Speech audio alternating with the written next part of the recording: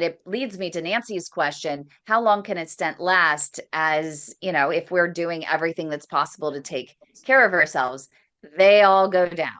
They just do. Yeah. So that's an interesting question. In the best world scenario, you should hope for 5 years at about 80% patency, 90% patency. But that's in a perfect trial-based study patient population who, we those of us who do trials, everything tends to be the perfect category patient.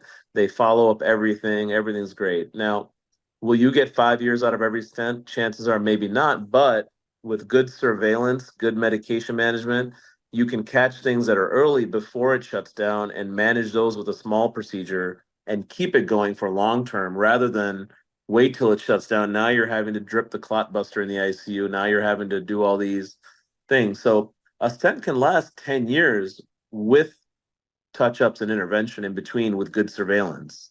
Is that going to be for everybody? No. And that's reality. But again, once we touch you, we have to understand it's just a question of how long can we avoid touching you again.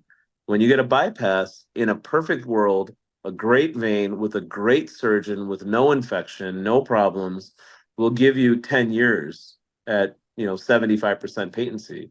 Is that everybody? No, I have several patients I've had to reopen the bypass, the native arteries, ask for another, but none of these are great, but close surveillance, medication management, not smoke. We have a lot of patients who say, I stopped smoking. They get a stent, and then 3 months later, they're smoking again because they feel better. They can walk to the drugstore to get their cigarettes now. It's like this is going to backtrack now, and we're gonna, a lot of surgeons won't do a surgery or a procedure when you're still smoking. That's the reality. So we all have to play an equal part in this. A stent can last many years with surveillance, sometimes with a touch-up. Okay. Yeah, that's one good. of our patients. Yeah. Go ahead. I said that's good to know. Gives me some hope. And I'm just going to keep fighting and keep doing everything I'm doing.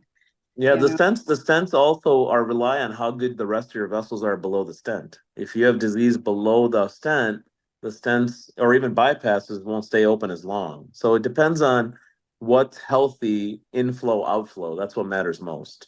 I'm told We I see have a lot of good pulse that's in both. good. Yeah. Yeah. And we have so many bypasses that end up going down, and come to find out, the doctor puts in the bypass. Typically, it's a fem-pop bypass, or a femtib, and the tibials are diseased, and they don't bother to check the tibials. They just put a Band-Aid on the problem, and it doesn't last very long. And I have them going down within weeks. And then I say, well, did you ask them how your vessels below the bypass look? Before they go back in, before they say, oh yeah, we got to redo the bypass. It's like, wait, hold on 1 second. Why did it go down in the first place? And can you have them check the health of the arteries below that to make sure they can support them when the top faucet's turned on? And almost every time we've said this, they've had poor tibial vessels, and we've had to send them to another doctor who's able to open up those tibial vessels to better support bypass. Yeah, I will say, hopefully that's not the common scenario. Most of the ones that you want to work with are checking those things or asking you to let them know how the tibials are. That's a good scenario. Unfortunately, what we see is honestly, there's bad endovascular and bad surgical procedures everywhere. And it's not one or the other. It's unfortunately rampant because it's not well monitored, it's not well regulated. And, at the end of the day, patients have to be their best advocate, which you feel like that shouldn't be the case, but I will tell you that is the case. If I get sick, I'm going to demand to find out who's doing what and what the rates are, like in terms of success, outcomes, word of mouth.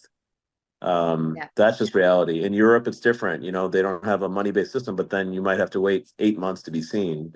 There's ups and downs to every part of this. And you don't have as many options. And it's tough to get second opinions with different options over there as well.